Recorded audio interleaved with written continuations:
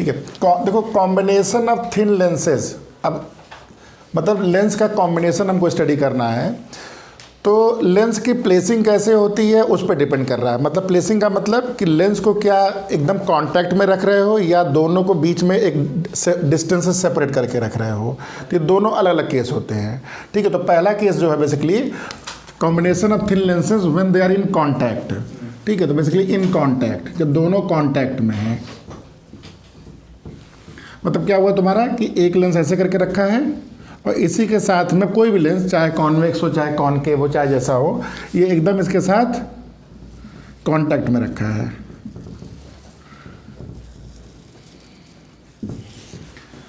ठीक है, तो ये दोनों एक तरह से क्या काम करेगा, दोनों इन कॉम्बिनेशन रजिस्टर में होता है कि दो अलग अलग रजिस्टर थे तो उनका क्या आता था, एक कंबाइंड रजिस्टर आता था।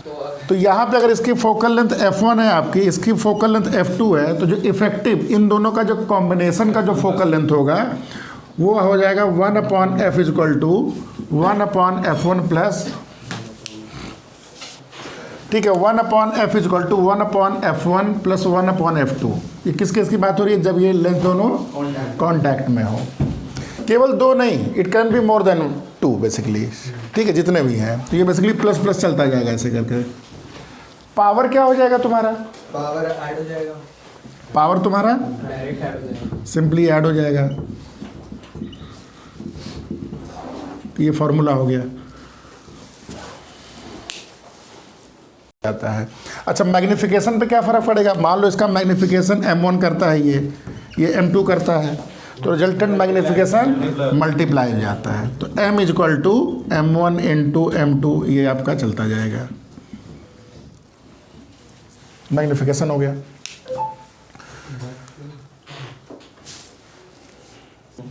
ठीक है, अभी डिस्कस करेंगे। ठीक है, 2 thin lenses separated by distance. अब क्या हुआ, मतलब कि अब जो आपका थिन लेंस है उसके बीच में आपका कुछ डिस्टेंस आ गया है, मान लो डिस्टेंस d है।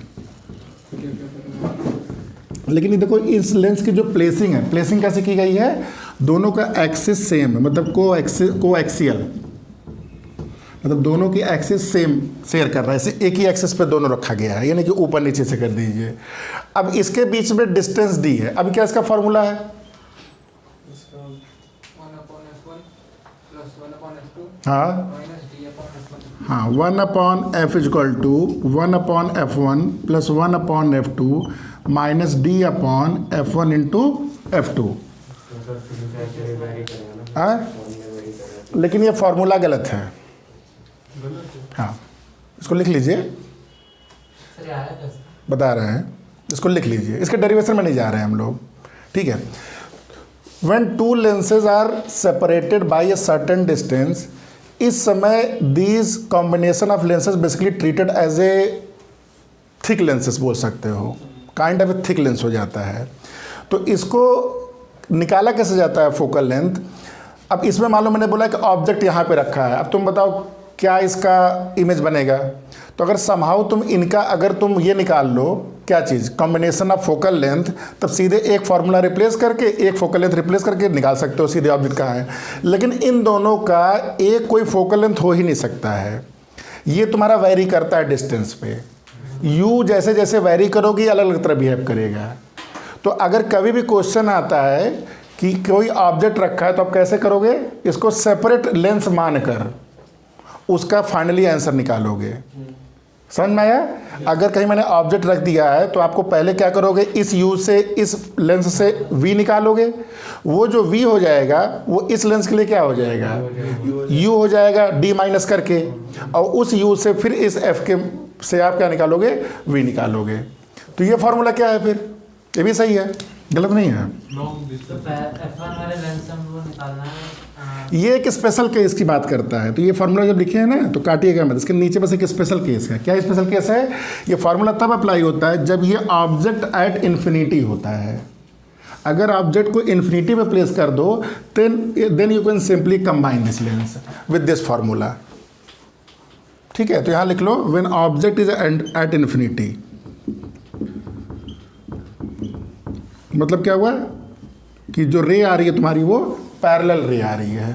तो पैरेलल रे में आपका ये फॉर्मूला लग जाएगा। अदरवाइज आपको क्या करना पड़ेगा, नॉर्मल क्वेश्चन सॉल्व करते समय आपको लगाना पड़ेगा। अब इसका एक एग्जांपल आपके एनसीईआरटी में बहुत अच्छा एग्जांपल दिया है इसका। पहले वाले लेंस का जो इमेज आएगा वो सेकंड वाले लेंस के लिए हाँ, पहले वाले लेंस का जो इमेज आएगा वो सेकंड के लिए वो पॉइंट ऑब्जेक्ट बन जाता है, ठीक है। और वो ऑब्जेक्ट जब बन गया तो फिर से यहाँ फार्मूला लगा के आप उसका क्या करोगे, इमेज निकाल लोगे। अब ये एग्जांपल नंबर 9.9 ये बहुत अगर ऑब्जेक्ट ये इंफिनिटी पे है तो अच्छा डी तो ये डिस्टेंस ठीक है। अब एग्जांपल 9.9 देखिए, बहुत ही अच्छा एग्जांपल है, सारे कॉन्सेप्ट एक बार में क्लियर हो जाएंगे, ठीक है। तो क्या, ठीक है, तो इसमें 3 लेंसेज आपका 10 हो गया, -10 30, ये डिस्टेंस 30। तो पहले लेंस के लिए ये u की वैल्यू हो गई, फर्स्ट लेंस के लिए u की वैल्यू हो गई u1 मैं बोल सकता हूँ उसको 30, ये -30, और इसकी फोकल लेंथ f1 दिया है +10। तो यहाँ से फॉर्मूले से 1/v1 - 1/u1 = 1/f1 क्या आया यहाँ से वैल्यू रखने पे, माइनस ये हो जाएगा आपका -30 और ये आपका 1/10। तो यहाँ से आपने v1 बोला कि सर आया +15, ठीक।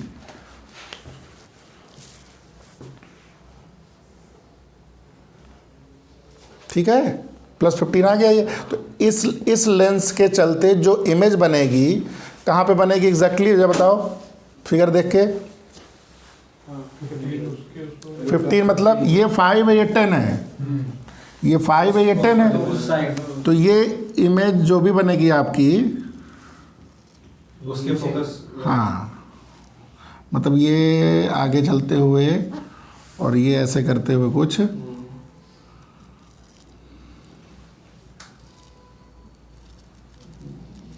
ऐसे करते हुए एग्जैक्ट फिट यहाँ बनेगी, ठीक हुआ भाई। 5 ये है, 10 ये है, थोड़ा मतलब स्केल पे नहीं है, 30 थोड़ा और दूर रहेगा ये। तो ये आपका अब इधर जाएगा और ये आपका फोकस से पास करते हुए, फोकस आपका इसका 10 है तो 10 से पास करते हुए आपका यहाँ पे इसका इमेज बन अभी करेगा। अभी केवल पहले को मैं बात कर रहा हूँ, अभी केवल फर्स्ट को देखना, ये सब मालूम नहीं है, अभी इसको आपने नहीं रखा है। तो केवल फर्स्ट लेंस के चलते ये आपका इसको डॉटेड बना दो, ठीक है। डॉटेड क्या, यहाँ तक तो पक्का ऐसे चलेगा, यहाँ तक तो ऐसे चलेगा, इसके आगे जो होना रहेगा तो इधर डॉटेड मैंने कर दिया। देखो इस लेंस के लिए अब u की वैल्यू क्या हो जाएगी, इस लेंस के लिए u की वैल्यू, भाई इस लेंस के चलते v यहाँ बना, इमेज यहाँ बना है, तो इस लेंस के लिए अब जो u की वैल्यू है ये आपकी राइट साइड हो गई है। बेसिकली ये कन्वर्ज कर रहा है, ये समझ में आया। ये ऐसे कुछ हो गया, अगर तुम्हें ऐसे ना समझ में आ रहा हो, एक पॉइंट से अगर समझाया जाए तो कुछ ऐसे है। ये आपका समझो इस लेंस के लिए ये ऐसे करके रे जा रही है और ये आपका सर पर वो एक साइड वो है प्लेन है, उससे कोई मतलब नहीं है, मुझे बस इससे मतलब है। तो ये जैसे रे ऐसे जा रही है तो इसके लिए ऑब्जेक्ट कहाँ बन रहा है, ये ऑब्जेक्ट इस पॉइंट पे बन रहा है।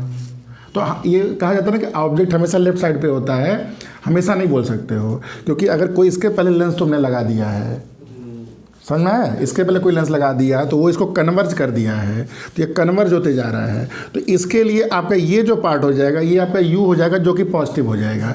तो अगर मैं इस लेंस की बात करूँ, लेंस नंबर 2 की बात करूँ, तो इसके लिए u2 की वैल्यू क्या हो गई, +10, ठीक है। फोकस की वैल्यू -10, और जब v2 बताओ क्या आएगा निकाल के, क्या आ रहा है, 0 आ रहा है, सही से निकालो। देखो हमेशा क्या होता है ना कि कोई भी, जैसे कोई भी लेंस है, मान लो कोई भी लेंस है, अगर ये ऑब्जेक्ट यहाँ है तो ऐसे करके रे निकलती है, फिर आगे जो भी होता है। तो हमेशा ऑब्जेक्ट लेफ्ट साइड में ज़रूरी नहीं होता है। ऑब्जेक्ट आपका अगर मान लो जैसे तुमने बोला कि सर ऐसे करके कोई चीज़ जा रही है और यहाँ पे इसका इमेज बन रहा है, तो इस ऑब्जेक्ट का इमेज कहाँ बन रहा है, यहाँ बन रहा है। लेकिन अगर बीच में तुम्हें कोई एक लेंस लगा दो तो इस लेंस के लिए ऑब्जेक्ट अब कहाँ बन रहा है, ये आपका ऑब्जेक्ट हो गया। इस लेंस के लिए जो इसका v है इसके लिए u बन जाता है। हाँ? इसके आगे भी एक बार लेंस होगा तो डायरेक्टली इग्नोर नहीं मारते। नहीं इग्नोर नहीं मार सकते, एक एक करके। तो इस क्या है इसकी वैल्यू? इन्फिनिटी। क्या मतलब हुआ? मतलब कि ये ऐसा केस हुआ कि कोई भी, भाई देखो ये कौन सा लेंस है आपका? डाइवर्जिंग। तो डाइवर्जिंग पे इमेज इन्फिनिटी बनने क्या मतलब? यानी कि ये जो लाइट है, ये जो रे आ रही है, कहाँ आपका अटेंड कर रही है? इसका मतलब ये आपका फोकस पे जा रही होगी, यही तो होता है। अगर कोई चीज़ फोकस पे जा रही है, इसका मतलब ये तुम्हारा ऐसे इनफाइनाइट पे जाएगा। तो ये सिनेरियो बन रहा है इसका मतलब, हाँ है ना? इसका मतलब ये लाइट यहाँ से आपका ऐसे करके निकलेगी, पैरेलल। उसके लिए इंफिनिटी हो जाएगा। तो ये जब कोई लाइट अगर इन्फिनिटी से चलते हुए इस पे जा रही है, तो कॉन्वेक्स लेंस में अगर कोई लाइट इन्फिनिटी से आ रही है तो कहाँ कन्वर्ज करती है वो? उसके फोकस पे। तो यहाँ कुछ लगाने ज़रूरत नहीं है, बेसिकली यहाँ भी लगाने ज़रूरत नहीं थी, क्योंकि इसका फोकस कितना है? -10। ये लाइट कहाँ कन्वर्ज कर रही है? 15 था, लेकिन ये 10 पे कन्वर्ज कर रही थी। तो बेसिकली ये इन्फिनिटी पे जा रही थी डायरेक्टली। नई बात है, कोई बात नहीं, लगा दिया फार्मूला, क्योंकि पता नहीं था। अब यहाँ पे चाहो तो फिर से फार्मूला लगा दो, या तो लॉजिकली बोलो कि सर ये रे चुकी पैरेलल हो चुकी है, तो it will converge at the focal length of the third. लग जाएगा फार्मूला, तो लगेगा ही। ऑब्जेक्ट अब क्या हो गया इसमें? ऑब्जेक्ट एट इन्फिनिटी हो गया, यू इन्फिनिटी हो गया, ठीक है। तो ये तुम्हारा कहाँ जाएगा लास्ट में? फोकस। तो एट द एंड इमेज कहाँ बनी तुम्हारी? फाइनल इमेज इन तीनों कॉम्बिनेशन के बाद फोकस, मतलब कहाँ पे? इस लेंस से 30 सेंटीमीटर। तो एग्जाम में अगर पूछता है इससे बताइए, इससे बताइए, इससे बताइए, ये ऑब्जेक्ट से कितनी डिस्टेंस पे है, तो ध्यान से क्वेश्चन पढ़ के आप बता दो कि कितनी डिस्टेंस पे है। समझ में आए? ठीक है। रिफ्रैक्शन थ्रू प्रिज्म, तो एक प्रिज्म बना लीजिए।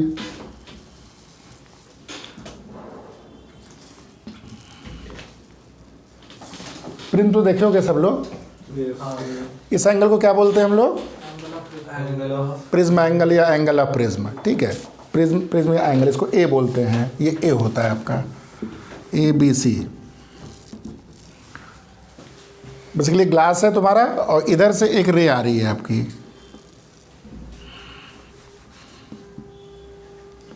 अगर ये प्रिज्म ना होता तो क्या होता? ये रे आपकी सीधे चली जाती बिना कोई डिविएशन के। अब यहाँ पे अगर आप नॉर्मल बनाइए, इसको बोलते हैं, कुछ भी लिख दो, क्यू लिख दो, क्यू लिखा है, ठीक है, क्यू लिखा है। तो ये आपका एंगल ऑफ इंसिडेंस हुआ, इंसिडेंट एंगल, ठीक है। अब ये दूसरे मीडियम में जा रहा है, जिसका रेफ्रेक्टिव इंडेक्स